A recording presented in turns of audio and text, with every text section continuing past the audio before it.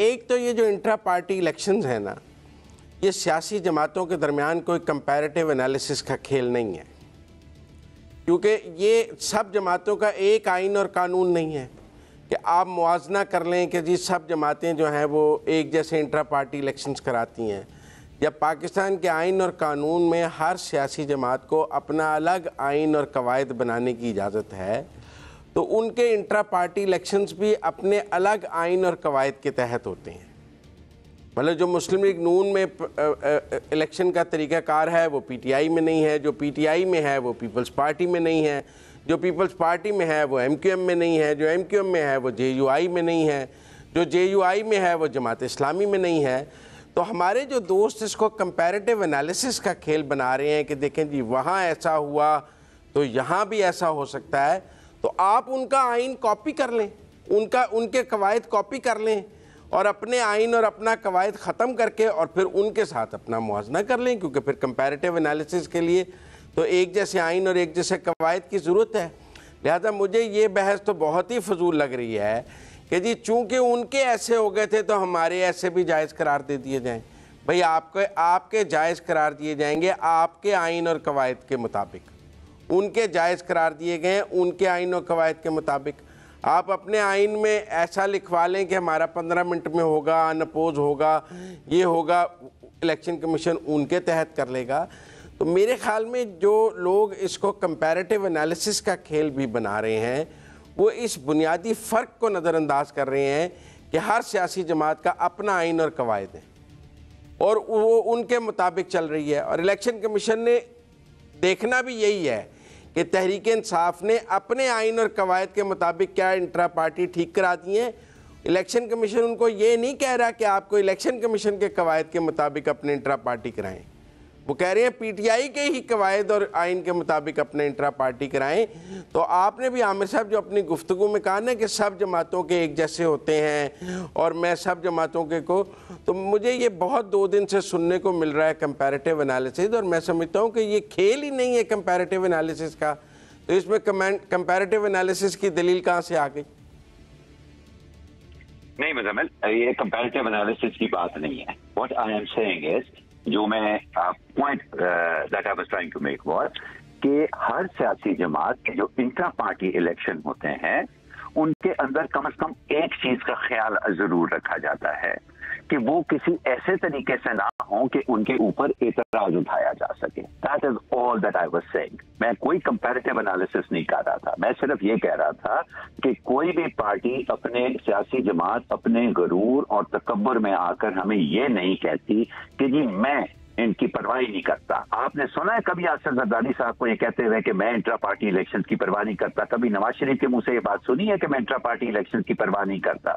जबकि आप जो है अपनी तमाम तर सूरत हाल के बावजूद खुल्लम खुल्ला अपने वकला के जरिए मीडिया तक ये पैगाम पहुंचा रहे हैं कि मुझे इंट्रा पार्टी इलेक्शन की कोई परवाह नहीं है। मैं इस चीज की बात कर रहा था कि ये जब आपका एक रवैया हो जाता है, तो अगर आज ऑपोजिशन में रहते हुए आपका अपने ही कवानीन, आपने कहा ना कि उन्होंने तो अपने आइन के तहत इलेक्शन कराने थे, तो अगर आज ऑपोजिशन में होते हुए भी आपके अपने पार्टी आइन के बारे में ये रवैया है, तो पाकिस्तान के आइन के बारे में आपका क्या रवैया हो सकता है? This Muzammil is a very serious matter. I think PTI के जितने भी सपोर्टर्स हैं ना, उनको इस रवैये के ऊपर थोड़ा सा अपने रहनुमा के इस रवैये के ऊपर जरा गौर करना चाहिए। ऐसा तो नहीं है कि उनकी पाकिस्तान के अंदर सपोर्ट नहीं है, ऐसा तो नहीं है कि वो तब्दीली लाना चाहते हैं तो वो तब्दीली नहीं ला सकते हैं, क्योंकि उनके पास अवाम की सपोर्ट मौजूद है। लेकिन क्या वो अपने इस रवैये की वजह से हम उनसे किसी किस्म की तब्दीली जो है वो एक्सपेक्ट कर सकते हैं?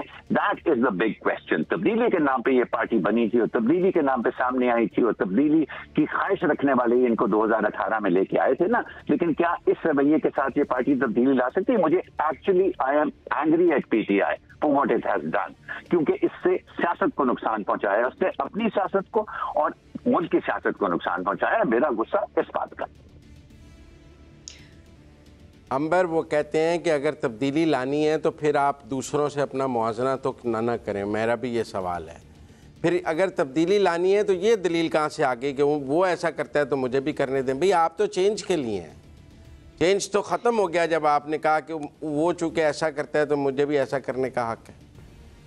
वैसे इतना ज्यादा इत्तेफाक अच्छा भी नहीं लग रहा है, इसलिए मैं थोड़ा सा डेविल्स एडवोकेट प्ले करना चाहती हूँ।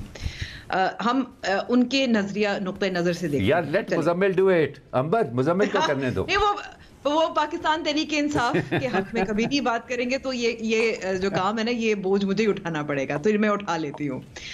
देखिए उनके जाविये से देख लेते हैं उनका क्या मौकफ है। उनका मौकफ है कि इमरान खान साहब सबसे मकबूल तरीन लीडर हैं इस वक्त पाकिस्तान के। और उनका मौकफ ये है कि इमरान खान एक साइकिल भी खड़ी कर दे और ये कहें कि ये उम्मीदवार है पाकिस्तान तहरीक इंसाफ का, तो उसको वोट डलेगा। उनका मौकफ है कि बल्ले का निशान, उससे कोई फर्क नहीं पड़ता। ये इलेक्शन कमीशन ऑफ पाकिस्तान ने ज़बरदस्ती, क्योंकि इस वक्त उनके खिलाफ एक मुहिम चली हुई है, हर तरीके से उनको घेरा हुआ है, दीवार से लगाया हुआ है, तो इसलिए एक इलेक्शन उन्होंने करना है। ताहयात सरबरा जो हैं वो इमरान खान साहब हैं, बानी है पाकिस्तान तहरीक इंसाफ के, और वो रहेंगे। ये इनको हम पपेट कह सकते हैं, निगरां कह सकते हैं, जो बानी जो पाकिस्तान तहरीक इंसाफ के जो वो कहेंगे वही होगा। तो ये इतनी सी बात है कि बल्ला क्यों अहम है, और उनके लिए शायद इतना ज़्यादा अहमियत नहीं रखता। ये परफॉर्म करने की कोशिश कर रहे हैं ताकि वो इंतखाबात तक पहुंच जाए, जो वो साबित करना चाह रहे हैं अपनी मकबूलियत इंतखाबात के ज़रिए, कि हम आपने हमसे छीन लिए ज़बरदस्ती, कुछ लोगों ने छोड़ दिया क्योंकि वो इस्टेब्लिशमेंट के थे या डिसलॉयल थे, जो भी वजह थी, हमें ज़रूरत नहीं है। हम नौजवानों को आगे लेके आएंगे, हम वकला को लेके आगे आएंगे, हम किसी को भी खड़ा कर देंगे। मकबूल इतने ज़्यादा हैं, और ये जनरल इलेक्शंस में ही फिर साबित होगा कि सिंबल के बगैर, पुराने उम्मीदवारों के बगैर, जेल होने के बावजूद मकबूल है तो पाकिस्तान तहरीक इंसाफ है। देखिए, अगर आपने तहरीक इंसाफ की मकबूलियत को चेक करना है, खंबे खड़े करके, नौजवान खड़े करके, वकला खड़े करके, मेरा फिर भी ये एम्फेसिस है कि आपको एक निशान तो चाहिए होगा कि ताकि लोग आपके उस उम्मीदवार को पहचान सकें। ये खंबा आपका है, ये वकील आपका है, ये नौजवान आपका है। मतलब अब ये तो नहीं हो सकता कि एक हलके में आपके उम्मीदवार के पास चाटी निशान है, अगले हलके में ऊँटनी निशान है, उससे अगले हलके में बंदूक है, उससे अगले हलके में जो है बांसुरी है, उससे अगले हलके में कुछ और निशान है। एक निशान की तो ज़रूरत होगी ना आपको अपनी मकबूलियत को साबित करने के लिए, कि सब उस एक निशान को वोट डाल दें। आप उम्मीदवार मैटर नहीं कर रहा, लोग मैटर नहीं कर रहे, चले बड़े नाम मैटर नहीं कर रहे, मैं मान लेता हूँ अंबर की बात, लेकिन फिर भी उस बैरोमीटर को चेक करने के लिए, जैसे बुखार चेक करने के लिए थर्मामीटर की ज़रूरत है, उसमें पारे की ज़रूरत है, जैसे कोई और चीज़ करने के लिए किसी बुनियादी चीज़ की ज़रूरत है, तो बल्ले के निशान की तो ज़रूरत है ना। आपको लोगों की नहीं ज़रूरत है, आपको बयानियों की नहीं ज़रूरत है, आप झूठ पर भी चल सकते हैं, आप कुछ भी कर सकते हैं, पर बल्ले का निशान तो आपको चाहिए। कि अंबर, आप मुझे ये समझा रही हैं कि अब बात वहाँ पहुँच गई है कि बल्ले का निशान भी नहीं चाहिए, ये भी चला जाएगा तो कोई फ़र्क नहीं पड़ता। तो फिर एक एक हल्के में लोग, यही मौकफ है, और उनका तो यही कहना है। कैसे? नहीं, आप मुझे समझाएं। फिर हर हलके में 6 लोग उनके फोटो लगा लेंगे तो 6 को वोट डल जाएंगे? नहीं, यही मतलब हर 6 उम्मीदवार जो है वो कहेंगे हम हैं उस मकबूल लीडर के नुमाइंदा। वो सोशल मीडिया पे उसकी तशहीर कर देंगे, क्योंकि सोशल मीडिया पे सबसे ज्यादा मकबूल जमात है, सबको पता चल जाएगा। वो अगर 200 उस पर फिर जाकर वो ठप्पा लगाएंगे लोग, और पीटीआई को वोट पड़ेगा। मेरा तो आप तो इलेक्शन की वो आजकल ट्रेनिंग्स भी करा रही हैं आप और आमिर साहब, मैंने तो अभी कोई ट्रेनिंग भी नहीं की है। वो को 1200 हल्कों में इंतखाब होना है, एक हल्के में तो नहीं होना। पंजाब की एमपीए की 297 है, देखें जो सिंध असेंबली की हैं, 1200 हल्कों में इंतखाब होना है। 1200 कैसे सोशल मीडिया हैंडल करेगा? 1200 उम्मीदवारों की इंडिपेंडेंट पहचान कहां से ले आएंगे? आमिर साहब, गल समझ नहीं आई मुझे अंबर जी।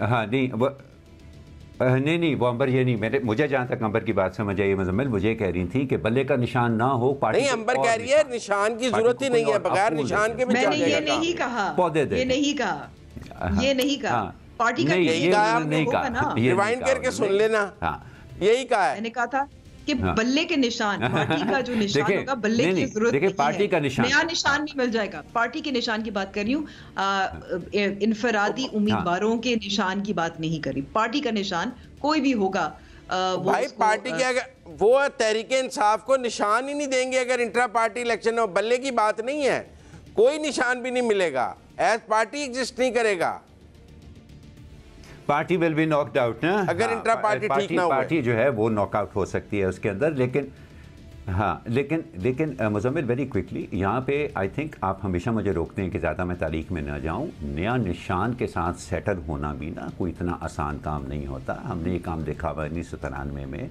जब IJ एक्ट टूटी और उसकी जगह PMLN अलहदा हो गई और जो मजहबी जमातें थी उन्होंने पाकिस्तान इस्लामिक फ्रंट बना लिया। और जब निशान के ऊपर झगड़ा हुआ उससे पहले IJ एक्ट का निशान साइकिल था, फिर PMLN ने जब शेर का निशान उनको साइकिल नहीं मिला, उन्होंने बाकायदा एक अदालती कार्रवाई में से वो गुजरे, एक कानूनी जंग लड़ी, उन्होंने हार गए, उनको साइकिल का निशान नहीं मिला। और फिर जब उनको शेर का निशान मिला, बावजूद उसके कि साइकिल के मुकाबले में बहुत ज़्यादा एक पावरफुल इलेक्शन सिंबल था, उनको बड़ी मेहनत करी उसको इस्टेब्लिश करने में, और 93 के इलेक्शंस के अंदर वो कामयाब नहीं हो सके उसके बावजूद। सो ये बात नहीं है कि आप इतने, अगर यही तकब्बुर है मुजम्मिल जिसकी मैं बात कर रहा हूँ, कि आप समझ रहे हैं कि आप इतने बड़े हो गए हैं कि आपको कुछ भी करने की ज़रूरत नहीं है जो कि पाकिस्तान की सियासत के अंदर होना चाहिए। और ये जो है ना, मेरे ख्याल में ये उन्होंने अपने पाँव पर अब तक जितनी भी कुल्हाड़ियाँ मारी हैं, लहू लुहान मुझे उनके पाँव नज़र आ रहे हैं उनके अपने हाथों, लेकिन जितनी भी कुल्हाड़ियाँ अभी तक उन्होंने अपने पाँव पे मारी हैं, ये शायद सबसे कारी ज़र्ब हो उसके अंदर।